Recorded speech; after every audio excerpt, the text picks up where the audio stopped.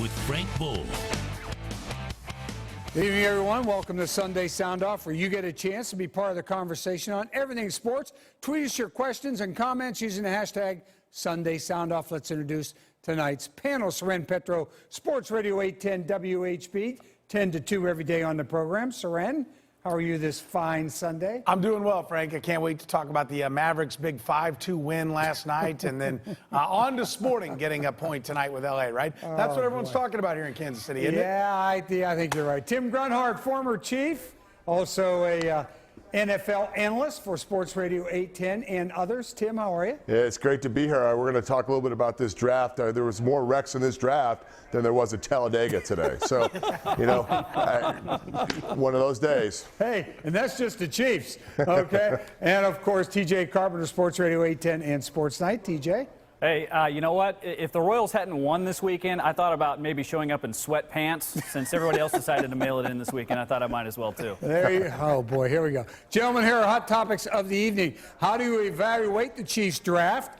And what's wrong with the Royals? Well, maybe not so much after today, but we'll find out. But first, to our question of the week, and this is a hot-button topic in this market. Tyreek Hill, does character matter? They drafted this kid. I talked about it just a little while ago.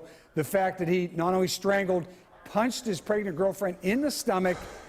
Whatever the situation was, Chiefs, John Dorsey, Andy Reid always say character matters. Soren, what was your initial reaction when this happened? You know, look, I don't want to jump to any conclusions because ultimately, history will tell us, 4 or 5 years down the road whether or not these guys have all put their lives back together. But you really got to question it. I mean, it started really even before the draft when they signed Mike Williams, former Syracuse Orange, but a guy who's, run afoul a couple of times, basically was kicked off the Syracuse team and been released by a couple of different teams, so they're going to give him a last chance.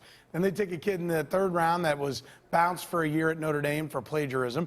They follow that up by a guy who was suspended for addiction and ended up in rehab with a wide receiver from Florida. And then you get to Tyreek Evans. I mean, look, this was like the final piece of the puzzle. So we could talk about him all we want, but I think even bigger is the whole picture. Any one of these moves by itself, you say, okay, they've got a great locker room. They have Eric Berry. They have Derek Johnson. They have Alex Smith. They have guys that they think can keep these guys on the straight and narrow.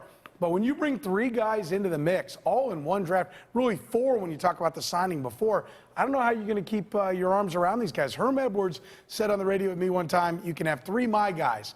He called him my guy, the guy that you're going to be responsible for. Said his my guy when he was a DB coach for the Chiefs was Dale Carter. He was responsible for keeping Dale Carter in line. He said our NFL roster can handle 3 of those guys. They brought in 4 in the last 7 days.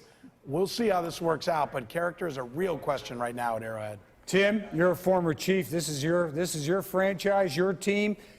How do you feel about this? Yeah, I went through this a little bit, towards the end of my career. They signed Tamarick Vanover, and they brought in some other guys that just didn't have the greatest character, and it kind of brought our team down. So I'm not sure if this is kind of a repeat of it. Hopefully it isn't. But let's talk about the player. Tyreek Hill is a guy that I coached against and was an unbelievable athlete. He's a kick returner. He returned the opening kickoff against us when we were at Kansas. That happened, but he did a heck of a job of returning the ball many times in his college career. But let's talk about this kid. I called down actually to talk to some people down in Oklahoma State today about him and what kind of guy was there in their locker room. Says a really quiet guy, kind of stayed to himself. They were very surprised when this issue came up. But when this issue came up, they nipped it in the bud right away, and they got rid of him.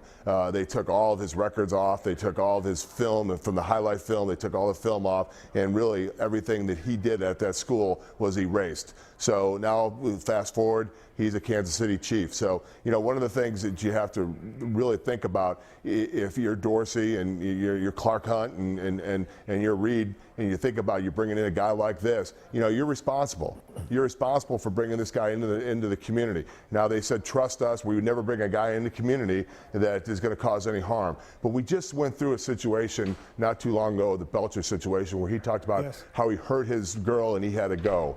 And, you don't want to have that kind of thing happen again here in Kansas City. And I'm not saying it's going to happen, but why put yourself in a position on the 165th pick to bring a guy in that you're going to have to deal with and worry about and maybe cost you a job? Who knows? So it's a very, very tough situation. I believe in second chances in life. I really do. But, man, when you do the kind of things that he did, it makes it really, really tough to give guys second chances. So, the Chiefs have their hands full dealing with some of the guys they brought in. TJ. I think it's important to have some understanding of subtlety and nuance. These are gray area issues a lot of times. But according to the law, he pled guilty. He admitted to doing what he did on some level, and in the eyes of the law, he was found guilty. So while you may want to do some victim shaming, you may want to say, well, we need to understand it's not always as bad as it sounds. A lot of times things can be made up, blah, blah, blah. I would caution against that if you're amongst that thinking. And when they say trust us, when John Dorsey and Andy Reid say trust us, we looked into this guy, we uncovered every stone, we looked everywhere, we looked into this guy, we talked to him, we did our due diligence, and they still chose to make the pick. I would say to them, it's not just about what he's going to do moving forward. I'm all for redemption. I think most people are for redemption. But you can't represent a city. You can't represent a franchise after having done something like he did. You just can't do it because the people of Kansas City won't stand for it. The calls that we took on 8-10 after he was immediately drafted would show that. I think the response on Twitter was massive, saying that the vast majority of fans are not for this. They do not support it. And I think eventually, if people continue to show their displeasure, and they need to do so before the regular season gets here, because the way sports changes people's minds, wait until he returns a kick for a touchdown against the Denver Broncos to win you a game, because then all of a sudden you get a little bit fuzzy on the details, and I don't want to see that happen. So I would say continue to express your discontent, and hopefully the owner of the franchise, Clark Hunt, will stand up and do the right thing. Tim, we have about 30 or 40 seconds here. Seren, I'll try to get to you too. The deal is there desperation here? They invited this guy in. I mean, there are a lot of teams that just drop him from the draft board, period. He wasn't even on their draft board. Chiefs brought him in, did all this stuff like TJ was saying, uncovered all the stone, interviewed the kid. They wanted this kid.